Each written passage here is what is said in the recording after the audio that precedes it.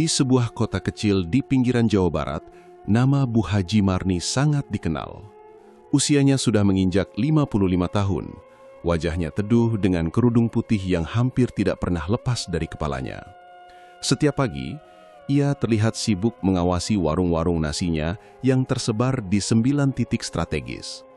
Orang-orang menyebutnya sebagai Ratu Warung Nasi karena hampir semua usahanya selalu penuh pengunjung. Sejak matahari terbit, antrian pelanggan sudah terlihat di depan warung nasi pertamanya yang berdiri di dekat pasar tradisional. Bau harum sayur lodeh, rendang, dan gorengan selalu menggoda siapa saja yang melintas. Harga makanan yang terjangkau membuat siapapun betah datang kembali. Anehnya, meski jumlah warung nasi lain di sekitar pasar tidak kalah banyak, warung milik Bu Haji selalu menjadi yang paling ramai. Bahkan beberapa warung pesaing yang dulu berjaya, satu persatu gulung tikar karena tidak kuat menahan sepinya pembeli. Keberhasilan ini tentu menimbulkan rasa kagum sekaligus heran. Bagaimana mungkin seorang perempuan yang dulunya hanya pedagang kecil bisa berkembang begitu pesat dalam waktu singkat? Orang-orang mengenal Bu Haji sebagai sosok yang rajin ibadah. Ia kerap terlihat di masjid setiap subuh, berbicara lembut kepada siapa saja, dan murah hati memberi sedekah.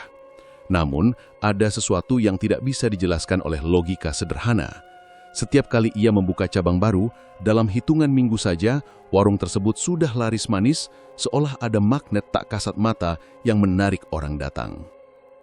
Para tetangga lama masih ingat, 10 tahun lalu, Bu Haji hanyalah penjual gorengan keliling. Ia berjalan kaki dari gang ke gang, memikul keranjang berisi pisang goreng, tempe, dan bala-bala. Suaminya meninggal muda, meninggalkan satu anak perempuan yang masih kecil. Kehidupannya saat itu penuh kesederhanaan, bahkan nyaris kekurangan. Namun dalam waktu singkat, keadaannya berubah drastis. Ia mampu membeli ruko, membuka warung nasi, lalu berkembang pesat menjadi jaringan usaha yang tak tertandingi. Desas-desus pun mulai muncul. Ada yang bilang ia mendapat warisan besar dari keluarga jauh, tapi tak seorang pun tahu siapa yang dimaksud. Ada pula yang berpendapat Bu Haji hanya pandai mengatur manajemen usaha dan pintar memilih lokasi. Namun, bagi sebagian warga, semua itu terasa janggal. Seorang pedagang sayur di pasar pernah berbisik pada rekannya. Aneh ya, tiap kali lewat depan warung Bu Haji, saya ngerasa kayak ada yang narik buat masuk. Padahal saya udah kenyang, tapi tetap aja pengen beli. Bisik-bisik seperti itu terus bergulir, dari mulut ke mulut, semakin lama, semakin liar. Ada yang mulai berani menyinggung kemungkinan Bu Haji memakai jalan lain untuk meraih kesuksesannya. Namun gosip tetaplah gosip, tak ada bukti, dan sebagian besar orang memilih diam. Yang membuat cerita semakin misterius adalah kebiasaan Bu Haji setiap malam Jumat. Setelah Isya, lampu warung utama di pasar selalu dimatikan lebih cepat. Tidak ada seorang pun yang diizinkan masuk ke dapur atau ruang belakang. Dari luar, warga sekitar kadang mendengar suara-suara aneh, seperti gumaman panjang bercampur bisikan, kadang diselingi bau kemenyan yang menusuk. Bila ada yang bertanya, Bu Haji hanya menjawab singkat, "Itu hanya wirid biasa." Tak seorang pun berani membantah. Statusnya sebagai orang yang disegani, apalagi sudah menunaikan haji, membuat masyarakat enggan mencurigainya secara terang-terangan. Namun, ada satu hal yang sering mengganggu pikiran orang-orang, kehilangan pekerja. Dalam catatan tidak resmi, sudah lebih dari 3 karyawan yang bekerja di warung Bu Haji tiba-tiba menghilang. Ada yang pamit pulang kampung tapi tak pernah kembali, ada pula yang lenyap tanpa jejak, bahkan keluarganya pun tidak tahu kabar. Anehnya, setiap kali ada pekerja yang hilang, warung baru milik Bu Haji justru semakin ramai. Bu Haji sendiri selalu terlihat tenang, seolah tidak ada yang aneh. Ia tetap menyapa dengan senyum lembut, membagikan nasi bungkus ke anak-anak yatim, bahkan membiayai pembangunan musola kecil di dekat rumahnya. Kontradiksi antara kebaikan yang tampak di luar dan gosip gelap yang beredar membuat sosoknya semakin sulit dipahami. Bagi sebagian besar orang, Bu Haji adalah teladan, perempuan tangguh yang berhasil bangkit dari kemiskinan. Namun bagi mereka yang jeli memperhatikan detail, ada rasa merinding yang tak bisa dijelaskan ketika berhadapan dengannya. Tatapan matanya yang tajam sesekali menimbulkan rasa tidak nyaman, seakan ada sesuatu di balik sorot itu, sebuah rahasia kelam yang tidak boleh diketahui siapapun. Dan itulah awal mula misteri yang menyelimuti sosok Bu Haji. Sukses yang gemilang, penuh pujian, tapi juga bayangan gelap yang terus menghantui di belakangnya. Keanehan demi keanehan yang mengitari Bu Haji Marni semakin lama semakin sulit disembunyikan. Banyak orang hanya berani membicarakan di belakang. Sebab di depan, Bu Haji tetap tampil sebagai sosok alim, penyayang, dan dermawan. Namun di balik senyum dan doa-doa panjang yang ia panjatkan di masjid, tersembunyi sesuatu yang jauh lebih gelap. 4 jin peliharaan yang setia menemaninya. Konon, kisah ini bermula ketika Bu Haji masih berjualan gorengan keliling. Ia pernah bercerita kepada seorang tetangga dekat betapa beratnya hidup sebagai janda miskin dengan seorang anak kecil. Suatu malam, ketika sedang menangis sendirian di dapur kecilnya, ia didatangi oleh seorang lelaki tua misterius. Lelaki itu berkulit gelap, memakai sorban lusuh, dan menatap tajam penuh wibawa. Ia memperkenalkan diri hanya dengan nama Ki Sanak. Ki Sanak menawarkan jalan keluar, keberuntungan dan kelapangan rezeki, asalkan Bu Haji mau menjalani sebuah ritual khusus. Awalnya Bu Haji ragu. Ia adalah orang yang cukup taat beribadah. Namun godaan untuk keluar dari kesulitan membuatnya goyah. Dalam hatinya terbesit niat. Jika jalan ini bisa mensejahterakan anaknya, mengapa tidak dicoba? Ritual itu dilakukan pada malam Jumat Kliwon di sebuah pemakaman tua di pinggiran desa. Bu Haji membawa sesaji berupa nasi tumpeng, ayam hitam, kemenyan, dan sebuah cermin kecil. Di bawah bimbingan Ki Sanak, ia membaca mantra-mantra asing yang tidak pernah ia pahami artinya. Malam itu, Bu Haji mengaku melihat sesuatu. 4 bayangan hitam muncul dari balik pohon beringin besar.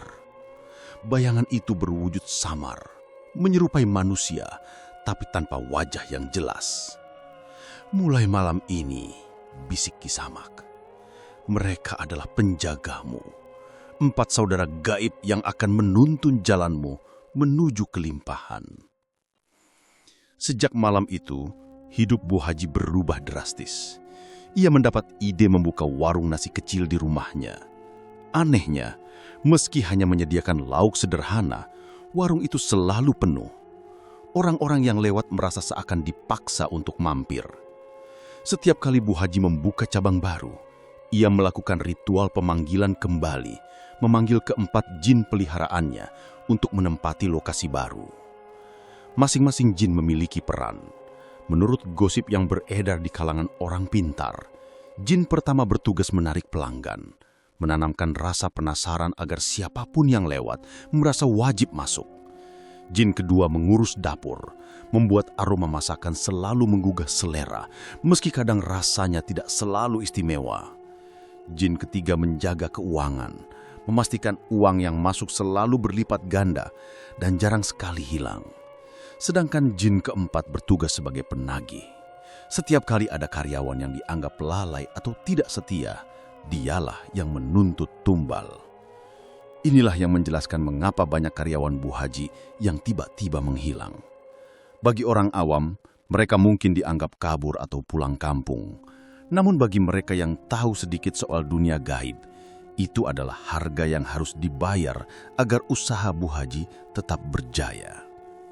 Beberapa karyawan lama sebenarnya sudah pernah merasakan tanda-tanda aneh. Misalnya saat tengah malam, ketika mereka lembur di dapur, sering terdengar suara orang tertawa lirih dari sudut ruangan, padahal tidak ada siapa-siapa.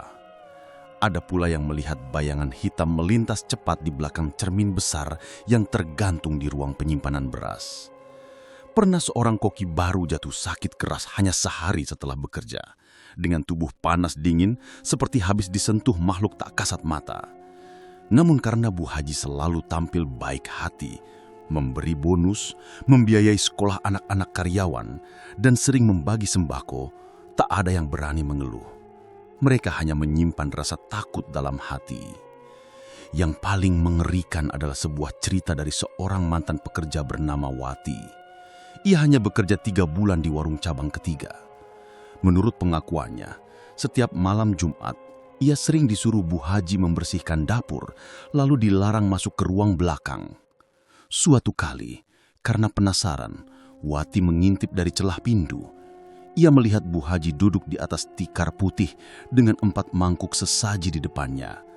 Di sekelilingnya, asap kemenyan membumbung tebal. Dan di tengah asap itu, Wati bersumpah melihat sosok hitam tinggi besar berdiri di belakang Bu Haji. 3 sosok lain melingkar di sekitarnya, bergerak perlahan seperti bayangan hidup. Sejak malam itu, Wati sakit keras. Tubuhnya demam, matanya sering berkunang-kunang, dan ia selalu bermimpi didatangi sosok hitam yang menutup wajahnya dengan kain. Ia akhirnya memilih berhenti bekerja. Namun kabarnya, beberapa minggu kemudian, ia hilang tanpa jejak ketika pulang dari pasar. Kisah ini membuat bulu kuduk banyak orang berdiri. Sebagian percaya, sebagian menolak. Namun satu hal yang pasti, kesuksesan Bu Haji bukan hanya hasil kerja keras semata, melainkan ada kekuatan tak kasat mata yang terus menjaga sekaligus menagih bagian mereka. Malam-malam di warung Bu Haji selalu menyimpan misteri. Dari luar, orang hanya melihat lampu terang dan hiruk-pikuk pembeli. Namun siapapun yang pernah bekerja di dalam, tahu ada sesuatu yang lebih besar dari sekedar bisnis. 4 jin peliharaan yang mengikat hidup Bu Haji dengan perjanjian gaib. Dan seiring bertambahnya cabang warung, semakin kuat pula ikatan antara Bu Haji dan makhluk-makhluk gaib itu. Hingga suatu saat, ia sendiri mulai menyadari bahwa kesuksesan ini bukan lagi miliknya, melainkan milik mereka. Keberhasilan Bu Haji Marni dalam mengembangkan jaringan warung nasinya semakin menimbulkan pertanyaan besar. Setiap kali cabang baru dibuka, selalu saja ada cerita karyawan yang hilang secara misterius. Bagi orang luar, hal ini mungkin dianggap kebetulan, tetapi bagi mereka yang bekerja langsung di bawah Bu Haji, semuanya terlalu sering terjadi untuk disebut kebetulan. Awalnya, hilangnya karyawan dianggap biasa saja. Ada yang pamit pulang kampung, ada yang tiba-tiba tidak kembali setelah libur. Ada pula yang katanya mendapat pekerjaan baru. Namun, semakin lama, pola itu semakin jelas. Setiap warung baru dibuka, selalu ada satu karyawan yang menghilang. Salah satu kisah paling banyak dibicarakan adalah hilangnya seorang pemuda bernama Darto. Ia bekerja sebagai penjaga warung cabang keempat yang terletak di pinggir jalan raya antar kota. Darto dikenal rajin, lincah melayani pelanggan, dan tidak pernah membuat masalah. Namun, suatu malam setelah menutup warung, ia tidak pernah kembali ke kosnya. Semua barang-barangnya masih tertata rapi. Pakaian, dompet, bahkan motor tua yang biasa ia pakai bekerja. Polisi sempat melakukan pencarian tetapi tak menemukan jejak apapun.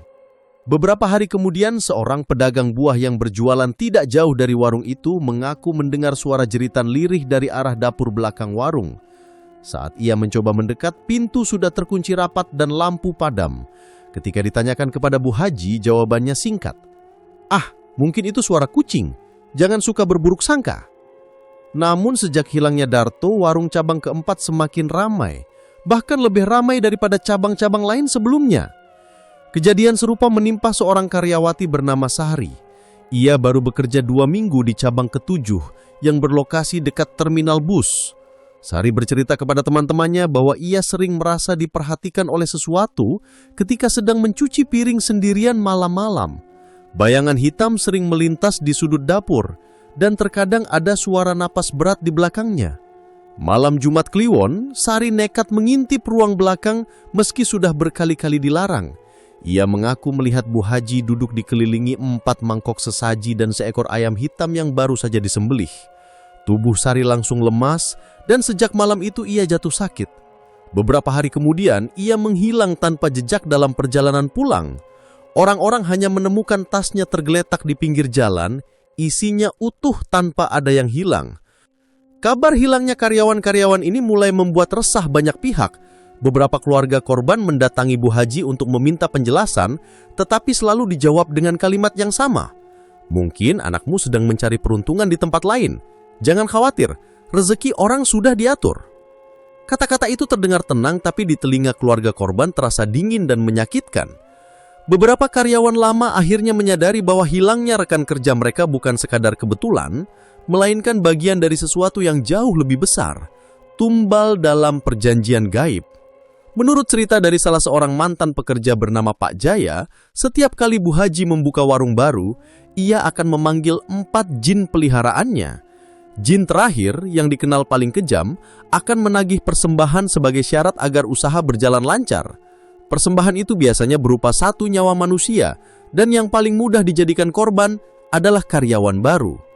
Pak Jaya sendiri pernah merasakan teror itu. Suatu malam, ia diminta mengantar beras ke gudang belakang. Saat melewati lorong sempit, ia merasakan hawa dingin menusuk tulang. Tiba-tiba, bayangan hitam besar berdiri di depannya, dengan mata merah menyala. Pak Jaya pingsan di tempat, dan sejak hari itu ia memutuskan berhenti bekerja meski tanpa pesangon. "Saya tidak peduli soal uang," katanya pada tetangga. "Nyawa lebih berharga, saya tidak mau jadi tumbal berikutnya." Yang membuat bulu kuduk merinding adalah kesamaan pola. Setiap hilangnya karyawan selalu diikuti oleh kesuksesan cabang baru. Seakan-akan ada hubungan langsung antara lenyapnya seseorang dan ramainya pelanggan. Bagi masyarakat awam, cerita ini mungkin terdengar berlebihan. Namun bagi mereka yang pernah merasakan sendiri suasana mencekam di dapur warung Bu Haji, semua itu terasa sangat nyata. Aroma kemenyan yang menyengat, suara-suara lirih yang muncul entah dari mana, serta tatapan mata Bu Haji yang sesekali memancarkan kilatan aneh, semua itu cukup untuk membuat siapapun percaya bahwa ada kekuatan gaib yang bekerja. Namun di balik semua kisah seram itu, Bu Haji tetap dihormati. Ia masih menjadi donatur tetap musola, masih rajin berbagi sembako, dan masih aktif hadir dalam kegiatan sosial. Orang-orang merasa bimbang.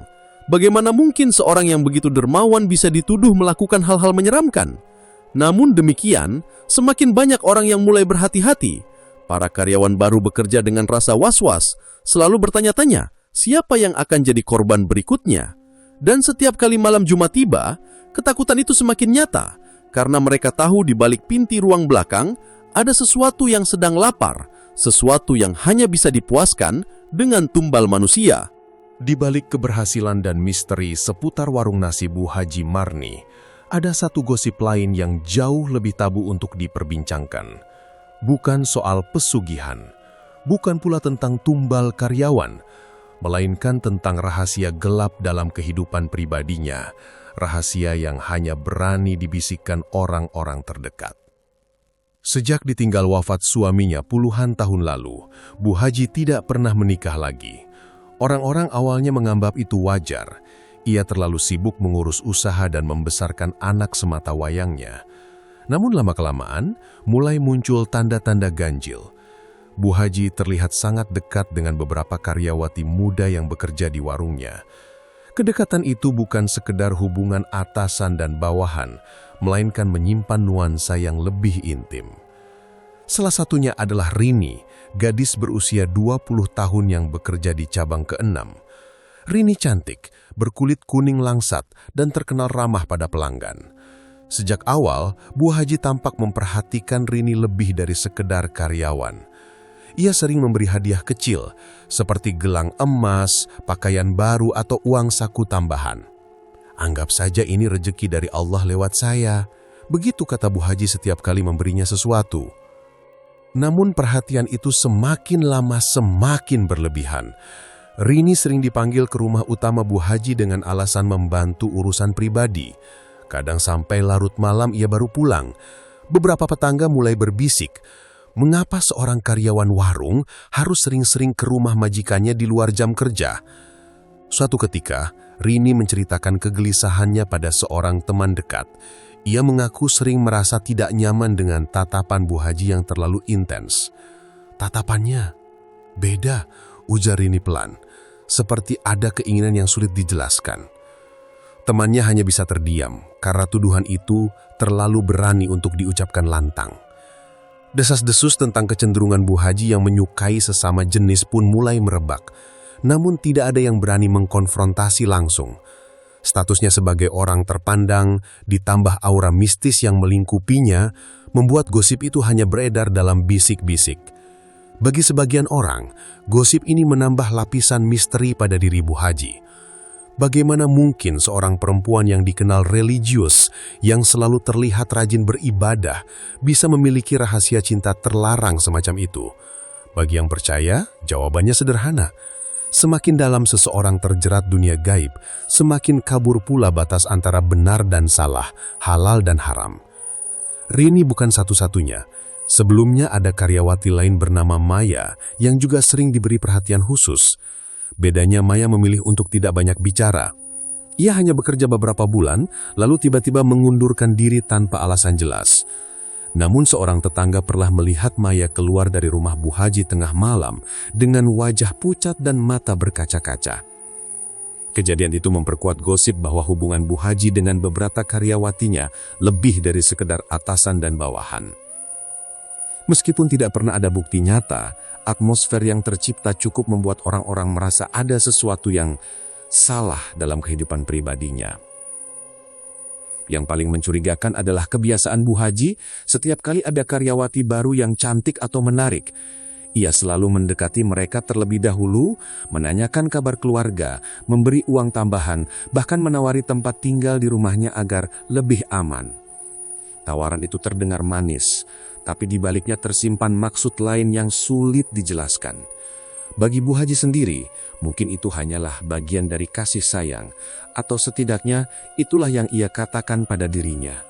Namun bagi orang luar, semua itu terlihat seperti obsesi. Obsesi yang lahir dari kesepian panjang bercampur dengan kuasa yang ia miliki, baik di dunia nyata maupun dunia gaib. Semakin lama, gosip tentang cinta terlarang ini mulai bersilangan dengan cerita pesugihan. Ada yang beranggapan bahwa kedekatan Bu Haji dengan karyawati bukan hanya karena perasaan pribadi, tetapi juga bagian dari ritual. Konon energi muda dari perempuan yang dipilih akan dijadikan persembahan tambahan bagi 4 jin peliharaannya. Itulah mengapa sebagian karyawati yang terlalu dekat dengannya sering jatuh sakit atau menghilang secara misterius. Apakah gosip itu benar atau hanya fitnah? Tidak ada yang tahu pasti. Namun satu hal yang jelas, hubungan-hubungan gelap itu menambah bayang-bayang kegelapan dalam citra Bu Haji. Dari luar, ia tetap tampil sebagai sosok dermawan, santun, dan religius. Tapi di balik pintu rumahnya, ada rahasia yang bahkan lebih mengerikan daripada pesugihan. Cinta yang salah arah bercampur dengan perjanjian gaib dan haus akan tumbal jiwa manusia. Dan bagi Rini, yang saat itu masih terjebak dalam perhatian berlebihan Bu Haji, semua itu terasa seperti jerat halus yang semakin lama semakin menyesakkan. Ia tahu ada sesuatu yang tidak wajar, tetapi sulit untuk melepaskan diri. Karena sekali sudah berada di lingkaran Bu Haji, keluar bukanlah perkara mudah. Warung nasi Bu Haji Marni selalu tampak hidup dan ramai. Dari luar, orang hanya melihat hiruk-pikuk pelanggan yang datang silih berganti. Nasi hangat mengepul, lauk berjejer menggoda selera, dan suara sendok piring beradu riuh terdengar setiap hari. Namun, di balik keramaian itu, ada sesuatu yang tidak terlihat oleh mata awam. Gangguan mistis yang perlahan mulai dirasakan baik oleh pelanggan maupun pekerjanya. Awalnya, semua terasa biasa saja. Hanya ada bisikan samar tentang keanehan di dapur, atau cerita karyawan yang mengaku mendengar langkah kaki di ruangan kosong. Tetapi semakin lama, kejadian-kejadian aneh itu semakin nyata dan sulit diabaikan. Seorang pelanggan bernama Pak Didi, seorang supir truk, pernah bercerita bahwa ia merasa dipaksa masuk ke warung Bu Haji cabang terminal meski awalnya sudah berniat makan di tempat lain. Entah kenapa, kaki saya kayak otomatis belok, katanya pada teman-temannya. Begitu duduk, makanan langsung saya habiskan. Padahal pas keluar, rasanya kok hambar, kayak nasi dingin gak ada rasanya. Anehnya, keesokan harinya, ia kembali lagi ke warung itu tanpa sadar. Kejadian serupa dialami oleh Ibu Ratna, seorang pedagang sayur. Ia mengaku pernah melihat sendok yang ia gunakan untuk makan tiba-tiba bergerak sendiri, jatuh ke lantai, lalu bergetar seolah ditarik sesuatu. Saya pikir angin, katanya. Tapi saat saya angkat kepala, di kaca etalase saya melihat bayangan hitam berdiri di belakang saya. Begitu saya menoleh, tidak ada siapa-siapa. Sejak saat itu, ia memilih tidak pernah makan di warung Bu Haji lagi. Gangguan tidak hanya dialami pelanggan, tetapi juga karyawan. Sukir, seorang koki muda, pernah bercerita bahwa saat tengah malam ia lembur di dapur, tiba-tiba semua panci bergemerincing sendiri. Suara itu begitu keras, padahal tidak ada satupun yang menyentuhnya. Saat ia menoleh, di ujung dapur tampak sosok tinggi besar berdiri menunduk. Sosok itu berwarna hitam pekat, matanya merah menyala, dan mengeluarkan suara napas berat. Sukir berlari keluar dengan tubuh gemetar, dan keesokan harinya ia memutuskan berhenti bekerja. Kejadian paling mencekam dialami oleh seorang pembeli remaja bernama Yuli. Ia mampir bersama dua temannya di cabang dekat pasar malam. Saat sedang menyuap nasi, ia tiba-tiba merasa seseorang menyentuh pundaknya. Ketika ia menoleh, tidak ada siapapun. Namun ia melihat sesuatu dari sudut matanya. Tangan hitam panjang menjulur dari bawah meja. Yuli menjerit keras, membuat semua orang menoleh. Tetapi saat dilihat bersama-sama, tidak ada apa-apa selain meja kayu biasa. Meski begitu, sebagian pelanggan seakan tidak terpengaruh. Mereka tetap datang, tetap membeli dan bahkan mengaku warung Bu Haji membuat mereka ketagihan. Seakan ada dua dunia yang bertabrakan, satu dunia penuh rasa takut dan kejanggalan, dan satu dunia lain yang terus menarik orang untuk datang. Masyarakat sekitar mulai percaya bahwa warung Bu Haji memang berpenghuni. Ada yang mengatakan setiap cabang dihuni satu jin, sesuai dengan jumlah makhluk gaib yang dipelihara Bu Haji. Mereka bukan sekadar menjaga, tetapi juga ikut menghidupi warung tersebut dengan energi gaib. Karena itulah orang yang peka akan merasa tidak nyaman, sementara orang awam hanya merasa ketagihan tanpa sebab. Bau kemenyan juga sering tercium tiba-tiba, meski tidak ada yang membakar apapun. Bau itu muncul paling sering saat malam Jumat bersamaan dengan suara bisikan samar yang terdengar dari dapur. Ada pelanggan yang mengaku mendengar suara perempuan menangis pelan di dekat etalase lauk, tetapi saat dilihat tidak ada siapapun di sana. Beberapa karyawan lama bahkan memiliki cerita lebih menyeramkan. Mereka mengatakan bahwa di setiap warung selalu ada cermin besar yang digantung di ruang penyimpanan. Cermin itu bukan sembarang cermin, melainkan media tempat jin peliharaan Bu Haji bersemayam. Konon siapapun yang terlalu lama menatap cermin itu akan melihat wajahnya berubah.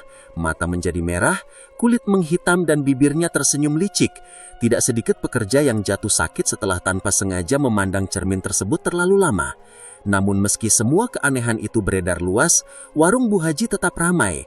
Orang-orang seperti terikat oleh sesuatu yang tidak bisa dijelaskan. Bahkan mereka yang pernah ketakutan pada akhirnya tetap kembali karena merasa rindu pada masakan warung tersebut. Itulah kekuatan gaib yang melingkupi usaha Bu Haji. Di satu sisi menebar rasa takut, di sisi lain memikat orang untuk terus datang. Gangguan mistis yang terjadi bukanlah pertanda buruk bagi usahanya, melainkan justru bukti bahwa 4 jin peliharaannya bekerja dengan setia.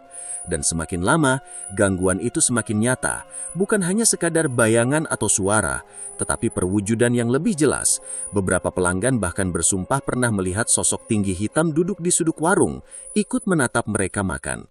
Namun anehnya, orang lain yang berada di tempat sama tidak melihat apa-apa. Kengerian dan ketagihan bercampur menjadi satu, menciptakan atmosfer yang hanya bisa dijelaskan dengan satu kata, kutukan.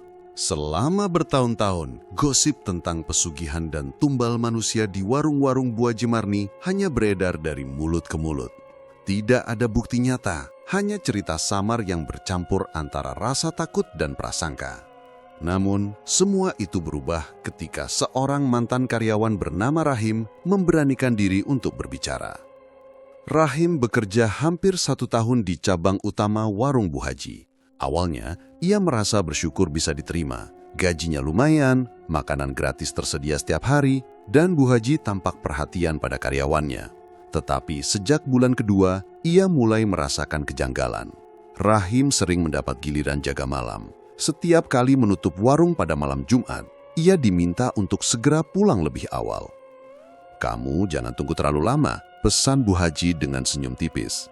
"Biar saya yang bereskan sisanya." Awalnya Rahim tidak curiga, namun suatu malam, rasa penasarannya mengalahkan rasa takut. Ia sengaja bersembunyi di belakang gudang beras setelah pura-pura pulang. Dari celah pintu, ia menyaksikan sesuatu yang membuat tubuhnya mengigil. Bu Haji duduk bersila di tengah ruangan, mengenakan kain putih panjang. Di hadapannya ada 4 mangkuk sesaji berisi nasi kuning, ayam hitam, bunga 7 rupa, dan darah segar.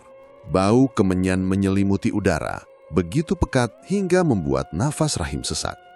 Namun yang paling mengerikan adalah apa yang muncul setelahnya. Dari sudut ruangan, 4 sosok hitam menyeruak dari balik bayangan. Mereka tinggi besar, berwujud samar, dengan mata merah menyala.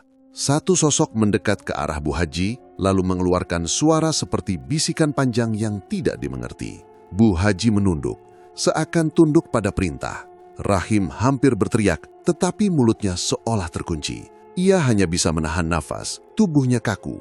Dari tempat persembunyiannya, ia melihat salah satu sosok jin menunjuk ke arah dapur. Di sana tergantung foto-foto beberapa karyawan baru, termasuk dirinya. Satu persatu, Bu Haji mengambil foto itu, membakar sebagian dengan lilin, lalu menaburkan abunya ke dalam mangkuk darah.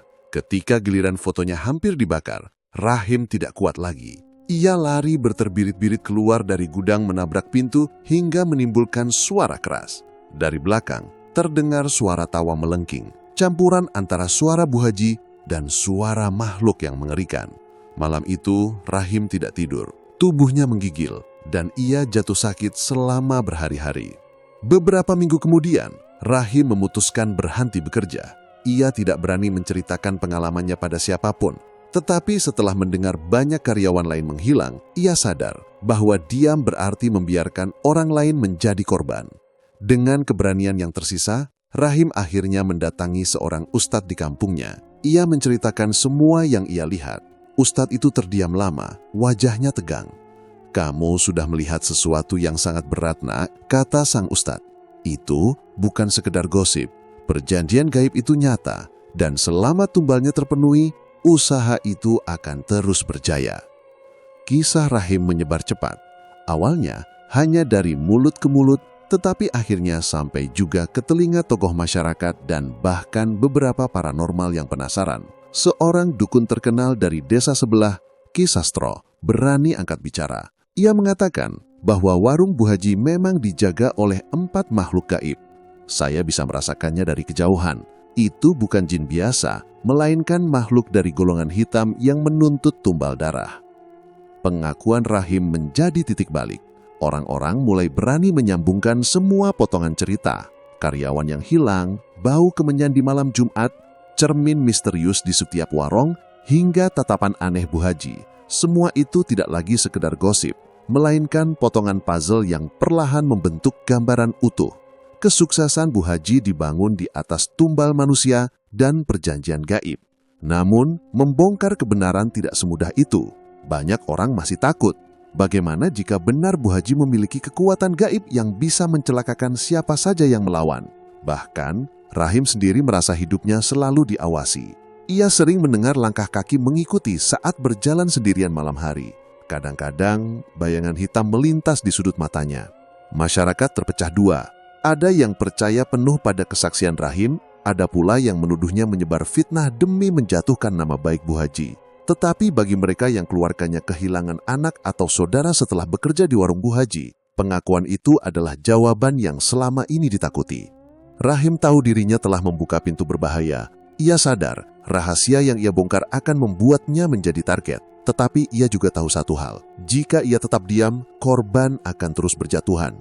Dan malam-malam setelah pengakuan itu, desanya tidak lagi sama. Suara lolongan anjing terdengar lebih sering. Bayangan hitam muncul di pekarangan warga. Orang-orang percaya, Bu Haji dan 4 jin peliharaannya sudah tahu. Rahasia mereka mulai terbongkar. Rahasia Bu Haji Marni yang selama ini tertutup rapat akhirnya mulai terbongkar. Kesaksian Rahmat menyebar cepat, ditambah dengan keberanian beberapa mantan karyawan lain yang juga mulai bicara. Nama Bu Haji yang dulu dipuja sebagai pengusaha sukses dan dermawan, kini berubah menjadi bisik-bisik menyeramkan, ratu pesugihan dengan 4 jin peliharaan. Awalnya Bu Haji tampak tidak terganggu. Ia masih berkeliling dari satu warung ke warung lain, masih tersenyum kepada pelanggan, dan masih membagikan sembako. Namun di balik itu semua, ada kegelisahan yang semakin sulit ia sembunyikan. Pelanggannya memang masih ramai, tetapi beberapa di antaranya mulai ketakutan. Ada yang memilih berhenti datang setelah mengalami kejadian mistis. Ada pula yang terang-terangan menyebarkan cerita seram. Di dalam rumah besarnya, Bu Haji semakin sering mengurung diri. Malam Jumat yang biasanya ia jalani dengan ritual penuh keyakinan, kini berubah menjadi beban. 4 jin peliharaannya semakin sering menampakkan diri, bahkan tanpa ia panggil. Bayangan hitam muncul di cermin, suara bisikan terdengar di telinganya, dan kadang-kadang ia merasa tubuhnya digerakkan tanpa kendali. Salah satu jin yang bertugas menagih tombal semakin agresif. Ia menuntut korban baru, lebih sering dari biasanya. "Kau sudah berjanji," bisiknya dalam bahasa yang hanya separuh bisa dipahami. "Setiap cabang, setiap rezeki, ada harga yang harus dibayar." Bu Haji mulai ketakutan. Ia sadar semakin banyak ia memberi, semakin besar tuntutan mereka. Ia berusaha menunda, berusaha menipu dengan ritual kecil, tetapi jin itu tidak bisa ditipu. Akibatnya gangguan semakin parah, warung-warungnya mulai diteror. Piring pecah sendiri, pelanggan kerasukan, bahkan ada satu cabang yang terbakar misterius di tengah malam tanpa sebab jelas. Masyarakat pun mulai berani bersuara. Tokoh agama setempat bersama beberapa paranormal memutuskan untuk melakukan ruqyah massal di dekat salah satu cabang warung Bu Haji. Malam itu puluhan orang berkumpul sambil membaca doa-doa. Namun yang terjadi justru di luar dugaan. Angin kencang tiba-tiba berhembus, lampu padam, dan dari atap warung terdengar suara tawa melengking panjang. Beberapa orang jatuh pingsan dan seekor ayam hitam ditemukan mati di depan pintu warung keesokan harinya. Peristiwa itu membuat masyarakat yakin apa yang mereka hadapi bukan sekedar gosip, melainkan kenyataan. Banyak yang kemudian memilih menjauh dari Bu Haji, tidak lagi menyapanya, tidak lagi berani mendekati rumahnya. Dari sosok terhormat, Bu Haji berubah menjadi orang yang dikucilkan.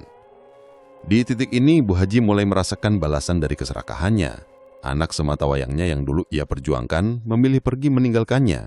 Gadis itu tidak tahan dengan bisik-bisik tetangga dan ketakutan yang terus menghantuinya.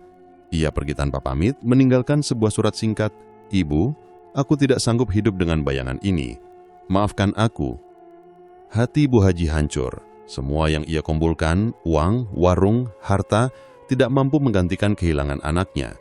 Tetapi yang lebih mengerikan, keempat jin peliharaannya tetap menuntut janji. Tanpa tumbal baru, mereka berbalik menagih pada dirinya. Suatu malam, Bu Haji terlihat berjalan sendirian menuju cabang pertama warungnya.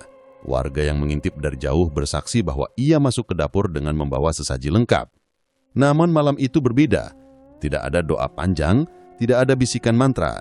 Yang terdengar justru suara jeritan memilukan bercampur dengan suara tawa mengerikan. Keesokan paginya, warung itu ditemukan kosong. Semua lauk basi, nasi menghitam, dan bau anyir darah memenuhi udara. Di tengah dapur hanya ada cermin besar yang retak dengan bercak merah seperti tangan yang menempel. Bu Haji tidak pernah terlihat lagi sejak malam itu. Sebagian orang percaya ia akhirnya ditelan oleh jin peliharaannya sendiri sebagai harga dari perjanjian yang ia langgar. Ada pula yang mengatakan ia masih hidup, bersembunyi di tempat jauh, mencoba melepaskan diri dari ikatan gaib.